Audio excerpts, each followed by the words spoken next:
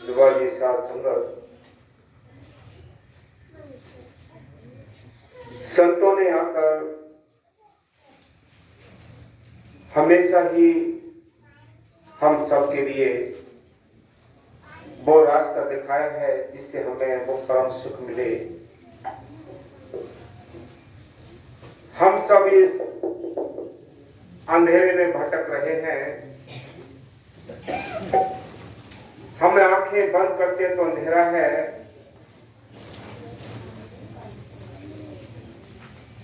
बाहर संसार में भी हमें कुछ दिखाई नहीं देता। सब कहते हैं इसको उजाला मिलना है तो अंदर से मिलना है, लेकिन अंदर अंधेरा है, तेवर छाया हुआ है। आत्मा फरियाद करती है, उस सदगुरु से बेनती करती है आत्मा का, ऐ मालिक मैं यहां अंधेरे में भटक रही हूं, तुम दया करो, यह अंधेरा मिटाकर उस उजाले की ओर को मुझे ले चलो, अपने दीदार को अपने द्वार पर पहुंचा लो। इसलिए जिन आत्माओं को होश आता है, जिनको बोध हो जाता है, जो आत्मा अपने घर जाना चाहती हैं, उनको वो चिंता सताती है कि हम पराये देश में हैं। बाकी सारी दुनिया खाती है पीती उम्र गुजार के यूं ही चली जाती है, किसी को पता ही नहीं। ये 84 का जेल खाना है जिसमें हमें बड़ा सुंदर टाइम मिला है, मनुष्य जीवन मिला है। ये सारे जूनियों के दुख उठाए हैं, नरकों के दुख भोगे हैं, बड़े कष्ट सहे हैं, हर गंदी से गंदी जूनियों में गए हैं। आज ये मौका मिला है मनुष्य जीवन, ऐ मालिक ये भी हमारे हाथ से कि ऐसे ही लापरवाही पर न गुजर जाए। तू दया कर, अपना नाम बक्सा है उसको जपा ले, दया मेहर पकड़ दे ताकि तेरा नाम जप सके, सेवा कर सके, तेरे शासन के दर्शन कर सके, तेरे दर्शन कर सके। ये उस मार्ग से भीख मांगते रहे, क्योंकि काल की नगरी है, काल नहीं चाहता कोई सेवा कर सके, कोई सिमरन कर सके, कोई साथ संगत में रह सके, कोई दरबार में रह सके। वो अनेकों झगड़े बखड़े डालता है। इसलिए आत्मा फरियाद करती है कि मालिक मुझे अपनी ओर लगा लो, अपने चरणों की सेवा दे दो। हाँ जी, तुम्हारे बिना साके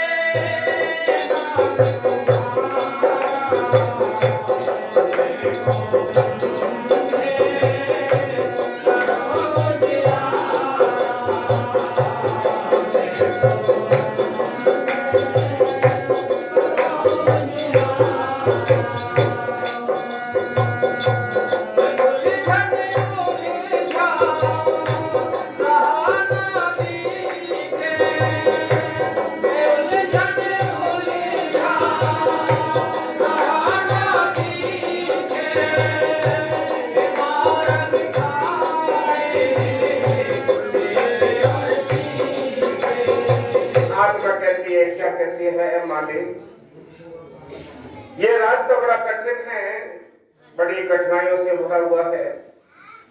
वैसे ही संतों ने नहीं लिखा है, भक्तों ने नहीं लिखा है कि बड़ी कठिन है डगर पनघट की, कि बड़ी कठिन रास्ता है, इस रास्ते पर मैं कैसे चलूं। अगर मालिक की दया करता है, वो कृपा करता है, तभी जीव इस मैदान में जीत पाता है। नहीं बड़े बड़े से भेड़िए चीते इस रास्ते पे खड़े हैं जो हमें वापस करते हैं। किसी बहादुर का ही काम होता है कि मालिक की दया से इस रास्ते पर बहादुरों के साथ, कुर्बानियों के साथ, संघर्ष के साथ जीवन को अपने आगे बढ़ाता रहे, इस रास्ते को तय करता रहे। भक्ति का मार्ग बहादुरों का काम है। आसान होता तो सारी दुनिया ही भक्ति कर लेती, ये आसान नहीं है। हाँ जी, उलझन उलझा ना दिखे, मार्ग ठाए मेरे और जीते, मार्ग ठाए मेरे और जीते, तन बिना सके करो संसारा,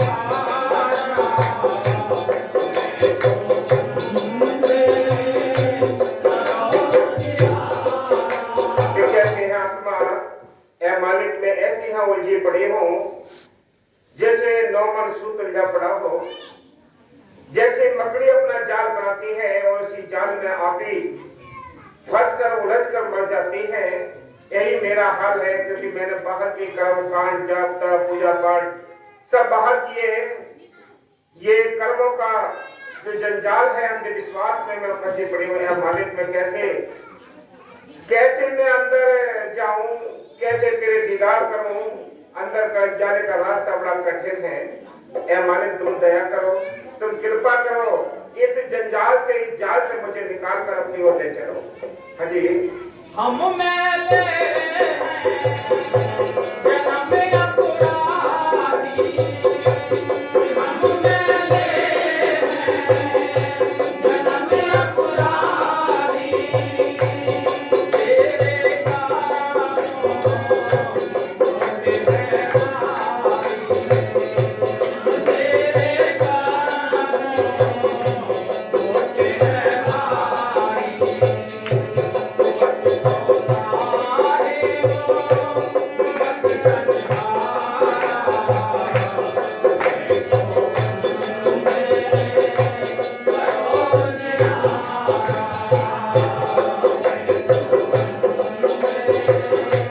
कारणों होते हैं भारी, इंसान के साथ तीन प्रकार के कर्म सबके साथ लगते हैं। एक प्रारब्ध कर्म है जो हम साथ लेकर आते हैं, एक क्रियामान कर्म है जो यहाँ हम मौके पर करते हैं, एक संचित कर्म है जो काल हेडक्वार्टर में इकट्ठे करके रिजर्व कोटे में रखता है। ये कर्मों के ऋण से कौन बचा सकता है? बाहर से जप तप पूजा पाठ ये कोई नहीं बचा सकते। ये कर्मों के ऋण को खत्म करने का एक ही सहज तरीका है, वो है नाम का जपना। मौके की कोई सच्चे संत मिले, रूहानी फकीर मिले, उनसे नाम मिले, हम नाम का अभ्यास करें तो धीरे धीरे मन की लहर से हम इन कर्मों से हल्के होकर अपने मालिक के दरबार पहुंच जाएंगे। ये वचन ये कर्म इतने प्राचीन हो चुके हैं कि इन कर्मों के बीच इन कर्मों के नीचे दबा हुआ जीव कभी भी यही चाहता है कि सुख शांति मिले, लेकिन इसको चैन नहीं आता, देश परदेश जाता है, कहाँ ढूंढता है, कहाँ तलाश करता है, लेकिन मन की लहर से उसको ये रास्ता नहीं मिलता। नाम का रास्ता है, नाम अगर जपेगा तो ये कर्म धीरे धीरे हल्के हो जाएंगे और अपने घर जाने के लायक बन जाएगा। सिर पर कर्म का बोझ चढ़ा हुआ है, कैसे मालिक के दर्शन करें, कैसे सेवा में मन नहीं लगता, सेवा में मन नहीं लगता, सिमरन में मन नहीं लगता, सत्संग में मन नहीं लगता। ये क्या कारण है? ये कारण केवल कर्मों का प्रभाव है। जब कर्मों का प्रभाव होता है तो सेवा सिमरन दर्शन सत्संग अच्छे नहीं लगते। इसलिए संत कहते हैं ये सब तब संभव होता है जब जीव के कर्म हल्के होते हैं, तब जीव खुशहाल और हल्कापन महसूस करता है। हाँ जी। हम मैले जन्म अपराधी, हम मैले जन्म अपराधी, तेरे कारणों होते हैं भारी, तेरे कारणों होते हैं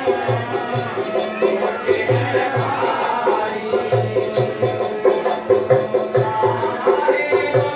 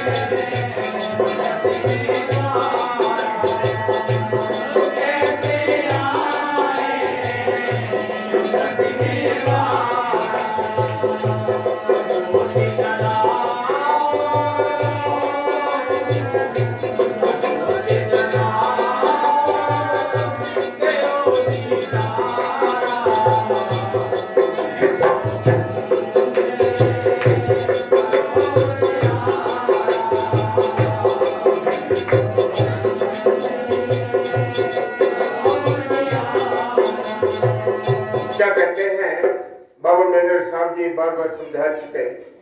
वकील साहब जी पूरा जोर देते हैं कि हम सब 9 द्वारों में भटके हैं। 10वां दरवाजा दोनों आंखों के बीच में है, ये बंद पड़ा है।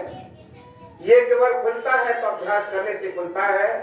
बाबा जी कहते हैं, साहब जी कहते हैं, हाय कुछ स्मरण यानी मन नहीं लगता। बार बार यही सिखाते आती है कि वे मन नहीं लगता। मन में तो लगना ही नहीं है, क्योंकि मन तो एक नेगेटिव पावर है, विरोधी शक्ति है, जो इस मन ने सेवा सिमरन के लिए हमें सहारा नहीं देना। इसलिए हमेशा दूरी रखना है।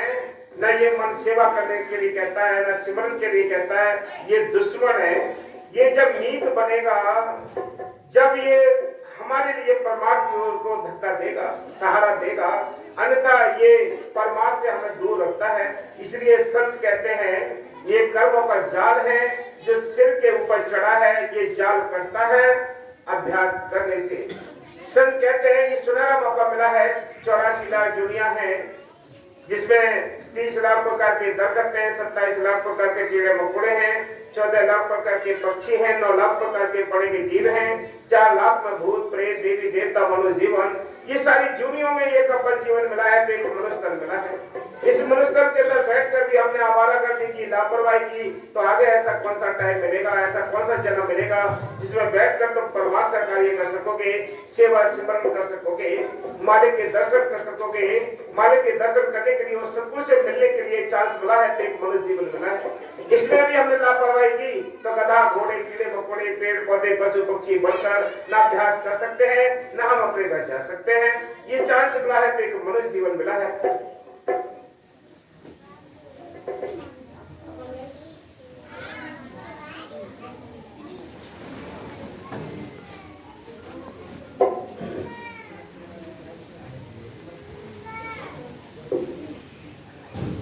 संत सतगुरु का मार्ग सबसे ऊंचा है और वह उपासना सच्चे मालिक यानी सतपुरुष सतगुरु की जो ब्रह्म और पार ब्रह्म के परे हैं बतलाते हैं, ताकि जीव माया के हद से परे हो जावे।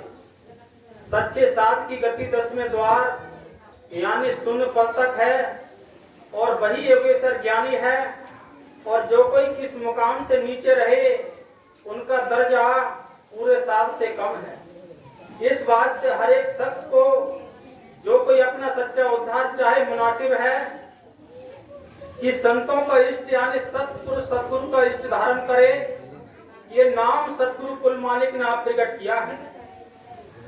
जिस किसी को इस नाम का भेद मिल जावे और वह सतगुरु की शरण लेकर इस नाम का संतों की जुगत यानी तरीक के मुआफिक जाप करे या अंतरी सुमरन करे या अपने अंतर में नाम की धुन सुने, तो जरूर उसका उद्धार होगा। ये उद्धार तभी होगा, ये नहीं है कि नाम लेकर आपका उद्धार हो जाए। ये मन का धोखा है, ये समझ लो अच्छी तरह। ये अच्छी तरह समझ लो कि नाम लेकर उद्धार नहीं होना है।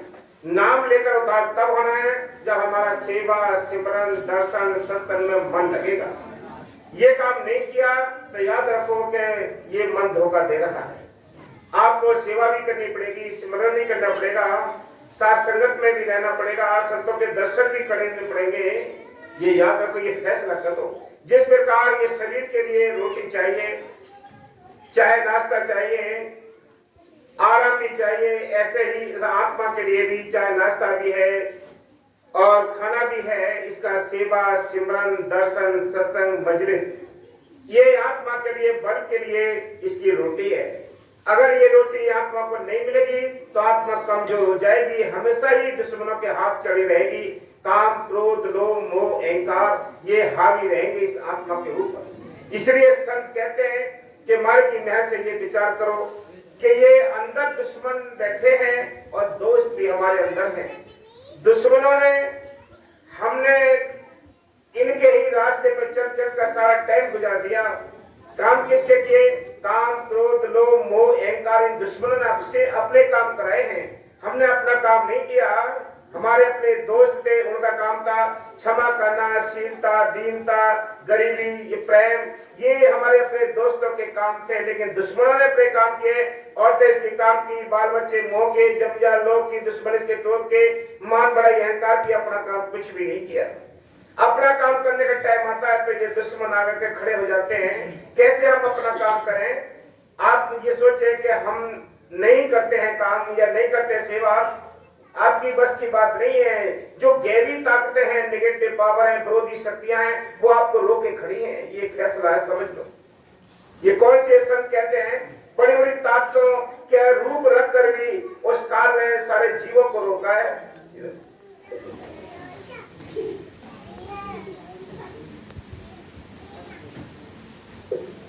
निरंजन वचन तिनते कहो सुनो हो अंसा, तुम तो आहो मोरे निज बंसा। देखो बहुत ध्यान से सुनना, एक एक वचन बड़ा कीमती है। क्या कीमती है? बहुत ख्याल से सुनोगे, ध्यान से सुनोगे, अंदर अमल करोगे, तब सत्संग सुनने का और आने का लाभ है, नहीं तो कोई फायदा नहीं होता। क्या लिखा है? संतों ने लिखा है कि एक शक्ति हमारी ऐसी है जो हमें यहाँ फंसाती है, एक शक्ति ऐसी है जो यहाँ से निकालती है। निकालने वाली सतगुरु की है, दयाल की है, और यहाँ फंसाने वाली जो शक्ति है वो काल की है। काल ने क्या किया इस आत्मा को भरमाने के लिए? जब कबीर साहब आए,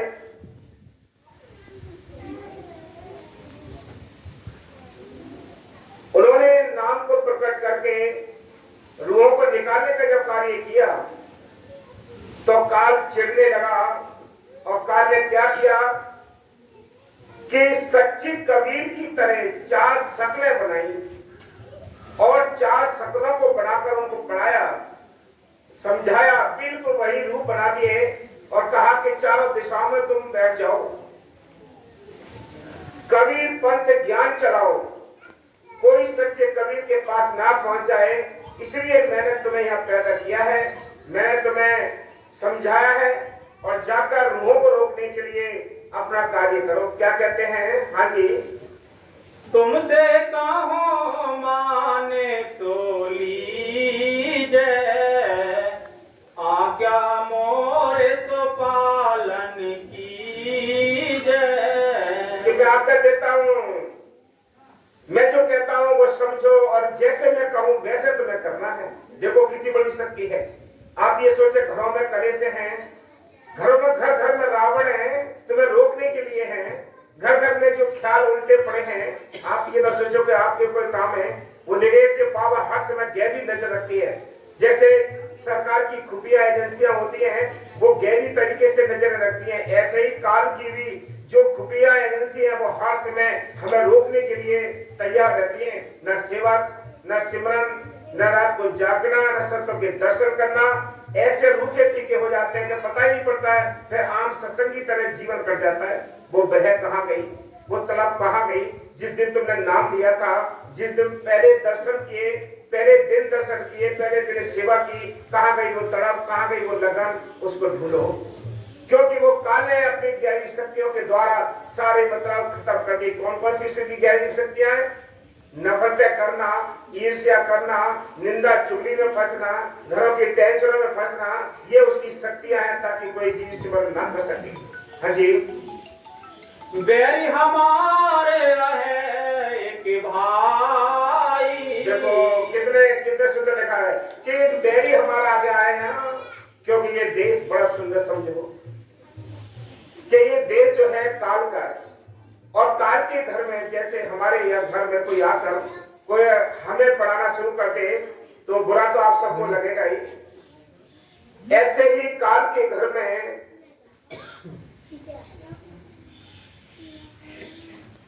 जब सतगुरु ने कबीर साहब को भेजा आप रूप रखकर, तो काल चिढ़ने लगा और उनको रोकने के लिए, ताकि कोई सच्चे कबीर के पास उन्हें ना पहुंचाए, रोकने के लिए 4 नकली कबीरों को भेज दिया। क्या कहते हैं? हाँ, बैरी हमारे रहे एक भाई। हाँ, कि बैरी है हमारा एक कबीर नाम लेकर यहाँ आ गया है और सत्य नाम का डंका बजा रहा है। मेरे इस देश को उजाड़ना चाहता है और अपने देश को रूहों को ले जाना चाहता है। तुम जाकर रोको, देखो कैसे, सुनो बहुत ध्यान से। हाँ जी, ये हमारे वचन नहीं है, हमारी बात मत मानो, ये बहुत ऊंचे फकीरों की बात है। हाँ जी, बैरी हमारे है एक भाई, नाम कबीर जग माही कहाई, भवसागर में टने सोचा है। देखो कैसे कीमती बच्चे ने, वो क्या कहता है, काल कहता है कबीर आ गया है नाम रखकर, और क्या कर रहा है, इस भवसागर को महकना चाह रहा है। तुम जाओ और ये रुकावट करो ताकि कोई उसके पास और मुझे पहुंच न जाए। ये ध्यान रखो, ताकि ऐसा ज्ञान चलाओ अपना, ऐसा रूप रखो, ऐसे मतलब भरमाने की कोशिश करो ताकि कोई सच्चे कबीर के पास पहुंच न जाए। हाँ जी, और लोग के सो बसावत है, और दूसरा लोग बसाना चाह रहे हैं, वो कबीर आ गया है। बताओ, एक कबीर था और 4 नकली कबीर उसके विपक्ष में खड़े कर दिए। हम तुम तो कुछ भी 3 मिनट तेरे में इतनी थोड़ी सुपर पावर ताकतें आई थी जिनके अंदर मालिक स्वयं बैठ कर आया था, उनके लिए रुकावट करने के लिए कितने दुश्मन लगे। हम आप तो कोई चीज नहीं है, हमारी गरीबों की कौन मान सकता है। हाँ जी, भवसागर में टने सोचा है, और लोग के सो बसावत है, कर छल कपट जगते भरमा। देखो क्या कह रहा है, क्या कहता है कि और उल्टा ये छल कपट कर रहा है, ये कोई इसके नकली कबीर छल कपट कर रहे हैं, वो चीज इसने सिखाई है अपने कबीरों के लिए, लेकिन और उल्टा जो सत्य पुरुष आया है उसके ऊपर दोष लगाता है। क्या कहता है, तेरे वो छल कपट करके सारी आत्माओं को भरमा रहा है, तुम जाओ जल्दी रोको, खड़ा पड़ जाएगा। हाँ जी, कैसे, कर छल कपट जगते भरमावे, मोरे रहाते सभी छुटावे। हाँ, कि मेरे रास्ते से सबको छुटा रहा है। आपके अंदर जो तड़प खत्म करिए, आपके अंदर जो विरोधी यानी काम डाले हैं, बुरे कर्म डाले हैं, आपकी लगन तप को तोड़ा है, आपको सेवा से रोका है, तो वही ताकत है जो कबीर साहब के तय में थी, वही ताकत आज भी है जो रुकावट करती है। घर घर में चारों ओर ताकतें बैठी है रुकावट करने के लिए। हाँ जी, सत्य नाम कर टेर सुनाई, जीवन को सो लोक पठाई। कि मेरे देश से समझा बुझाकर जीवों को ले जा रहे हैं, समझा बुझाकर जीवों को अपने देश से ले जा रहा है, मेरा देश को उजाड़ना चाह रहा है वो। हाँ जी, जगत उजारन सो मन दीना, ताते तुम ही हमें उते पन कीना, आज्ञा मान जगते में जाऊं। हाँ, कि मेरी आज्ञा है, मेरा हुक्म है, मेरा हुक्म मानकर तुम जग में जाओ, चारों ओर कबीर पंथ ये ज्ञान चला दो ताकि कोई सच्चे कबीर के पास पहुंच न जाए। हाँ जी, नाम कबीर पंथ प्रगटाऊं। हाँ, कि कबीर नाम से पंथ चलाओ, जो असली कबीर है उसके नाम से ही तुम ज्ञान का पंथ चला दो ताकि कोई सच्चे कबीर के पास पहुंच न जाए। हाँ जी, जगत जीव विषयारस माते। हाँ, कि जग में ऐसे भोले जीव हैं, ऊंट की पूंछ से ऊंट पलो भेड़ चाल ऐसे, ये इनको सुध बुध नहीं है, ये तो ऐसे चलता जैसे भीड़ का झुंड चलता है, किधर को ले जाओ भीड़ को, इसलिए इनको कोई ज्ञान नहीं है। तुम जैसा कहोगे वैसे ही मान जाएंगे ये सब, क्योंकि पता ही नहीं है सत्य का।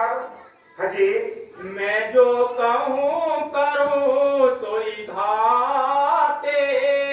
हाँ, जैसे मैं कहूँ वैसे तुम्हें करना है, वैसे ही बोलना है, वैसे ही जीवों को भरमाना है, ये काम करना है। हाँ जी, पंथ चार तुम जगे निर्माओ। पंथ चार के चार रास्ते बना लो तो उन चारों दिशाओं से उस असली कवि के पास जो जीव आते हैं, आत्मा आती है, उन हर एक रास्ते पे बैठ जाओ तुम, ताकि कोई उसके पास पहुंच ना जाए। देखो, जब इतनी सुपर पावर ताकतों के लिए इतनी रुकावटें की हैं, तो हम आप ताकत के लिए, हम आपके लिए कौन क्या बकस देगा? तो बड़ा संघर्ष का मैदान है, मुकाबला करने, कुर्बानी करने का ये मैदान है। बहादुर इस मैदान में टिकेंगे, कायर इस मैदान में से भाग जाएंगे। हाँ जी, आपने राह बताओ। हाँ, अपनी अपनी रास्ता बताओ, चारों दिशाओं में फैल जाओ। हाँ जी, और देखो, जब कोई तड़प होती है और जब कोई लगन बनती है और जब आपका सिमरन करना शुरू होता है, थोड़ा भी अगर तसल्ली आती है अंदर, तो याद रखो काल को न कोई षड्यंत्र लेकर आ जाता है और ऐसा षड्यंत्र लाता है, ऐसे टुकड़े कर देता है कि वो जुड़ भी नहीं सकते आपस में, एक दूसरे की प्रेमी शक्ल देखना भी पसंद नहीं करते। ये काल का रूप जब परिवार में किसी के अंदर बैठ जाए, जब बेटी के, बेटे के, बाप के, माँ के, पत्नी के, पति के, किसी के अंदर वो काल बैठ जाए, आपको रुकावट करेगा। लेकिन आपने क्या करना है? दीनता से, प्रेम से अपना मतलब निकाल कर अपने भजन, सिमरन और दर्शन का काम निकालना। हाँ जी, नाम कबीर चारों धर राखो, बिना कबीर न बचन मुख भाखो। कि अपने मुख से बिना कबीर की तो बातें निकालना ही मत। बिना कबीर के नाम के एक शब्द भी आपके मुख से ना निकले, तब लोग भ्रमेंगे। जैसे आपने देखा होगा, जंगलवाई दे रहा है, वहां और भी विरोधी शक्तियां भी ताकत यानी अड्डे लगे पड़े हैं। हर एक जगह सत्य और असत्य का झगड़ा पड़ता है। जहाँ सत्य होता है वहां असत्य शक्तियां भी खड़ी हो जाती है, वो मुकाबला करती होती है, कर कुछ नहीं पाती है। सत्य तो मतलब आगे ही खड़ा रहता है, विजय तो सत्य की होनी है, लेकिन थोड़ा सा मुकाबला करना पड़ता है, सत्य के लिए मिटना पड़ता है, लड़ना पड़ता है सत्य के लिए, तब जीत होती है। हाँ जी, नाम कबीर जब जीव आवे, कहो बचन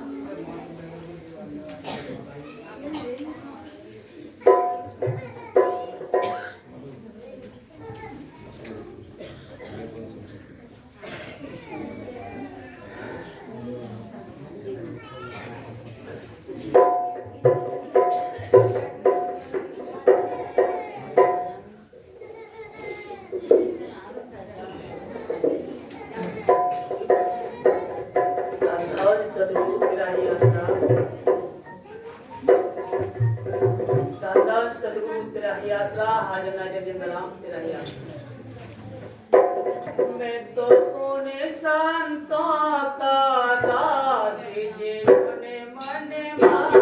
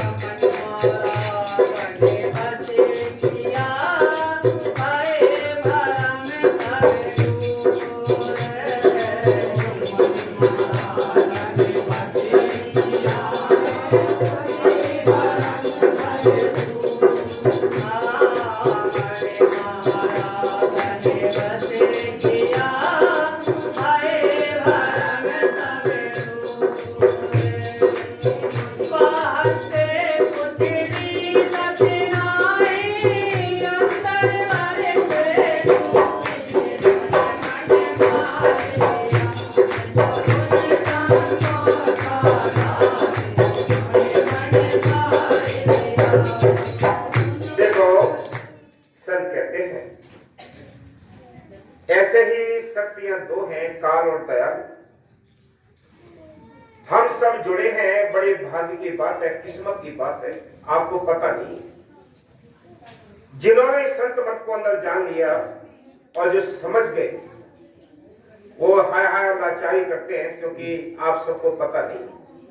संत सब जानते हैं और हम जो दलदल में फंसे हुए हैं इसके बारे में नहीं जानते। संत कहते हैं कि हमें बहुत ऊंचे दर्जे के संत फकीर मिले। चौथे लोग संत लोग सचखंड के संत मिले हैं, बड़े भाग्य की बात है। इस चीज के लिए सारी दुनिया तरसती है। सारी दुनिया कर्म कांड पाखंडवाद करती है कि हमें सच्चा मार्ग मिल जाए, सच्चा ज्ञान मिल जाए, सच्चे संत मिल जाए, लेकिन ये उनके नसीब नहीं। आप सबको जो नाम मिला है बहुत ऊंची बात है। बाबा मेरे साहब जी बहुत ऊंचे दर्जे के आज वकील साहब जी जो जीवों को जिता रहे हैं, वो भी यानी लोग सचखंड से आए हुए फकीर संत हैं जो हमारी आत्मा का छुटकारा करा के, आत्म कल्याण करा के अपने देश ले जाने का कार्य आज भी कर रहे हैं, पहले भी संतों ने किए। ऐसे संत मिले हैं और ऐसे संतों से जो हमें नाम मिला है, हम उसकी कदर नहीं करते तो नालायक हम हैं। संतों का कोई कसूर नहीं। सिमरन में सेवा में देरी करते हैं तो हम करते हैं। संतों का तो हर पल यही उद्देश्य रहता है कि ये सारी आत्माएं एक बार में ही हम सब लोग सचखंड ले जाएं, लेकिन हम सब जाना नहीं चाहते क्योंकि हम इस विरोध में रहते हैं, न सेवा चाहते हैं न सिमरन चाहते हैं। संत कहते हैं सिमरन दिया है आपको, नाम दिया है अभ्यास करने के लिए, लेकिन जब संत जानते हैं कि ये जीव अभ्यास नहीं कर सकता तो इसको और रियायतें दी हैं और साधन दिए हैं। तू सेवा कर, तन की, मन की, धन की, किसी न किसी तरीके से तेरा ख्याल मालिक और कोई जुड़ा रहे, तेरा परमात्मा बनता रहे, तब कहीं जाकर तेरा छुटकारा होगा। तू अपना अकेला भजन तो हो नहीं सकता। अकेले भजन करने वाले तो कोई बिरले हैं, लेकिन वो उन्होंने साधन बताए। और जीव यह दरबार का दर्शन नहीं देता, जीव संतों के दर्शन नहीं करता, जीव यानी मजलिसों में नहीं जाता, सत्संग में नहीं जाता, तो इसके ख्याल दुनिया के जुड़ेंगे या परमात्मा के जुड़ेंगे, अपनी अपनी फैसला करो। ये तो फिर ये दुनिया का रंग चढ़ जाएगा, परमात्मा का रंग तो धीरे धीरे उतर जाता है। तो धीरे धीरे ये पता पड़ता है अरे कब सत्संग था, अरे कब, ऐसे ही बस रीतियां बन जाती हैं।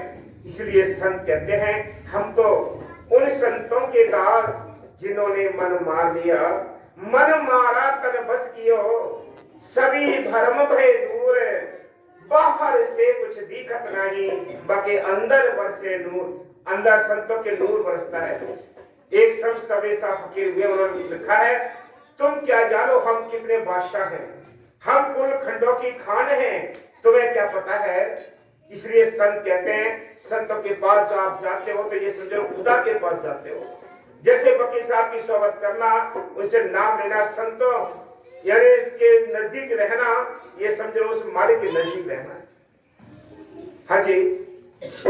आप हमारे जगत में बैठे नहीं किसी से काम है, आप हमारे जगत में बैठे नहीं किसी से काम।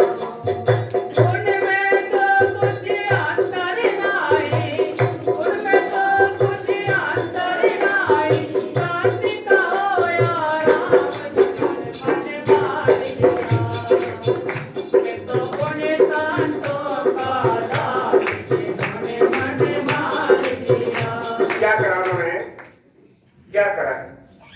आपा मार यानी आपा कहते हैं अहंकार को, आपा मार जगत में बैठे नहीं किसी से काम। वो क्या करते हैं? वो परमात्मा के लिए आते हैं। वृक्ष कवौना फल बके नदी न सींचे नीर, परमारथ के कारण तो साधु धरा से नीर। साधु जो आते हैं, संत आते हैं, वो परमात्मा के लिए आते हैं, आम लोगों के लिए आते हैं। ये नहीं है कि भाई कि वो कई खास के लिए ही आते हों, वो सब के लिए साझा उपदेश लेकर आते हैं। न उनके यहाँ जाति धर्म का कोई सवाल नहीं होता, छोटे बड़े का कोई सवाल नहीं होता, गरीब अमीर का कोई सवाल नहीं होता। वो भाव देखते हैं, आस्था देखते हैं, लगन देखते हैं, उनको वो चीज बकस देते हैं, उनका उद्धार करके ले जाते हैं। सब कहते हैं ये सारी भीड़ नहीं जा सकती, इनमें कोई खास जीव होते हैं जो मालिक के देश जाते हैं। इसलिए संत कहते हैं कि अगर आप अपनी आस्था और भाव से जिस रूप से, जिस भाव से संतों को आप देखेंगे, साधुओं को देखेंगे, उसी भाव से आपको तसल्ली मिलेगी। आप यानी आम इंसान की तरह संतों को आप परखेंगे, देखेंगे तो वो आम इंसान की तरह आपको तसल्लियां मिलेगी।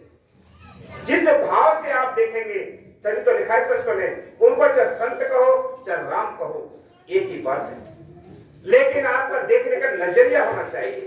आप जिस नजरिए से देख रहे हो वो नजरिया आपको बदलना पड़ेगा, वो आपको सोच बदलनी पड़ेगी, तब आपको तसल्ली मिलेगी। याद रखो, आप बैर करते हो, बहस करते हो, निंदा करते हो संतों की, साधुओं की, याद रखो कहीं बख्शे नहीं जा सकता, बचे नहीं सकता।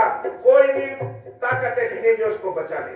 हाँ जी, मैं तो उन्हें संतों का दास जिन्होंने मन मार दिया, मैं तो उन्हें संतों का दास जिन्होंने मन मार दिया, मैं तो उन्हें संतों का दास जिन्होंने मन मार दिया।